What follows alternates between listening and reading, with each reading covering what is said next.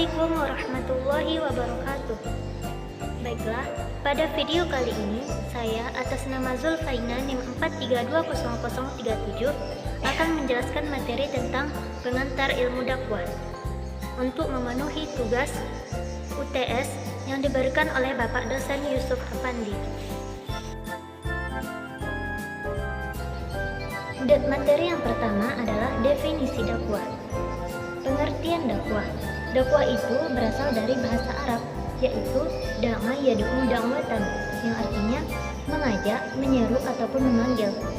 Sedangkan dalam istilah, dakwah itu adalah mengajak, menyeru ataupun memanggil kepada kebaikan dengan jalan hikmah, yaitu dengan menempatkan sesuatu itu pada tempatnya, dan mau'izatul hasanah dengan melakukan perbuatan yang baik, serta wajadilhum billati hiya ahsan dengan kepribadian yang baik, dan tidak lepas pula dengan berlandaskan kepada Al-Quran dan hadis.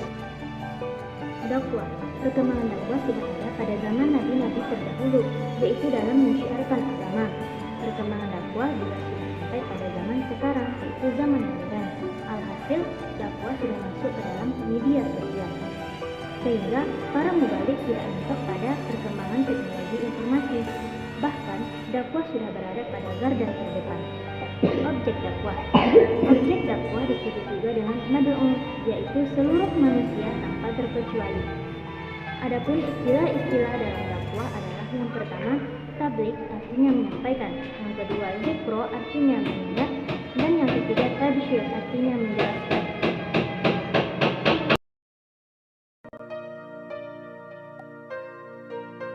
Perkembangan dakwah. Sebelum Islam, dakwah sudah mulai pada zaman nabi-nabi sebelum Islam, sampai kedatangan Nabi Muhammad SAW yang membawa agama yang disebut dengan agama Islam. Perkembangan dakwah pada masa Khulafaur Rasyidin. Yang pertama adalah Abu Bakar As-Siddiq. Abu Bakar As-Siddiq adalah orang yang pertama menyambut dakwah Rasulullah untuk memeluk Islam. Yang kedua, Umar bin Khattab. Umar bin Khattab mengikuti jejak pendahulunya. Begitu dikukuhkan sampai khalifah yang kedua, dia terus naik mimbar masjid dan berpidato. Yang ketiga, Utsman bin Affan. Utsman bin Affan termasuk juga salah seorang di antara as-sabiqunal awwalun. Ia dikenal sebagai seorang kaya yang dermawan. Ia menikahi dua putri Rasulullah. Yang ketiga, Ali bin Abi Thalib. Ali termasuk juga salah seorang di antara as-sabiqunal awwalun dari kalangan anak-anak. Dakwah pada masa modern. Di Provinsi Xinjiang.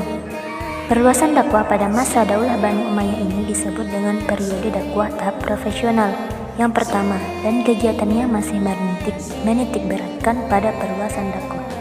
Perkembangan dakwah Islamiyah. Yang pertama, wilayah Asia Kecil.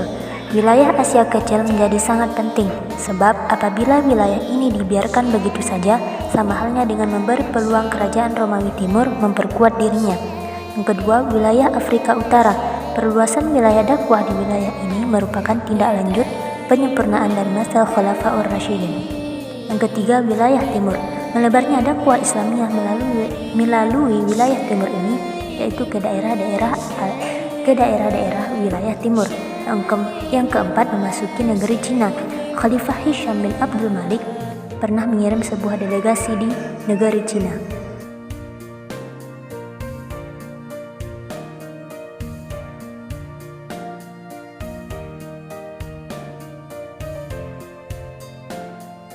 Di dalam Al-Quran dijelaskan bahwa ada 3 metode dakwah. Yang pertama, bil hikmah, menempatkan sesuatu itu pada tempatnya. Yang kedua, mau'izatul hasanah, dengan melakukan perbuatan yang baik. Dan yang ketiga adalah wajadilhum billati hiya ahsan, dengan kepribadian yang baik. Dai itu adalah orang yang mengajak kepada jalan Allah Subhanahu wa Ta'ala, atau sebagai pelakunya. Madu'ang adalah seluruh manusia tanpa terkecuali, atau disebut juga dengan objek dakwah. Manhaj dakwah adalah metode atau cara dalam menyampaikan dakwah, baik itu dengan bil hikmah atau bil hasanah atau wajadilhum billati hiya ahsan. Yang keempat, wasail adalah media dakwah atau alat yang kita gunakan dalam berdakwah, baik itu media teknologi atau sebagainya. Mabadi yang itu adalah pokok-pokok yang 10 yang harus dimiliki oleh seorang penuntut ilmu. Macam-macam mabadi asyarah yaitu manhaj dakwah. Manhaj dakwah itu adalah strategi yang kita gunakan dalam berdakwah. Adapun macam-macam dari manhaj dakwah yang pertama, strategi sentimental atau aktivitas. Strategi ini memfokuskan kepada hati serta perasaan, seperti memberikan kajian-kajian yang menyentuh perasaan dari mad'u. Yang kedua, strategi rasional atau akli, yaitu strategi yang memfokuskan kepada pikiran, sehingga pemad'u atau seluruh manusia tadi yang menjadi objek mau berpikir apakah berpikir tentang dakwah yang disampaikan. Lalu strategi yang ketiga adalah strategi indrawi atau al-hissi. Strategi ini memfokuskan kepada seluruh panca indera.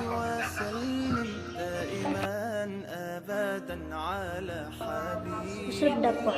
Uslub dakwah itu adalah cara yang kita gunakan dalam berdakwah sehingga tercapainya tujuan dari dakwah tersebut. Macam-macam dari uslub dakwah adalah yang pertama, berhikmah.